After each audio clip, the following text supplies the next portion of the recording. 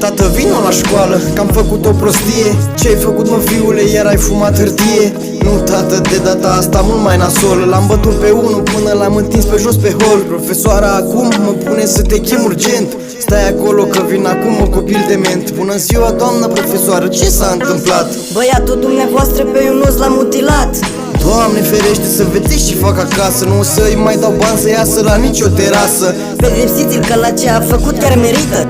Am eu grijă de el, vă rog să stați liniștită. O săptămână o să mănânce doar apă cu pită. Hai, treci acasă să vezi cureaua încălzită. Ia zi, fiule, când l-ai bătut bine. I-am dat de a uitat și de el și de familie. Doamne, ce băiat am, mă faci mândru de tine. Dacă eram mel, crede-mă, scoteam din cochilie. Mâine dacă te întreabă aia ce ți-am făcut, îi zis că am știut eu foarte bine să te pun la punct. Bine, tată, dacă mă întreabă așa îi zic. Dacă te supără, arată și ei că ești tu puternic. Adelin, te-ai rezolvat bine tatăl tău?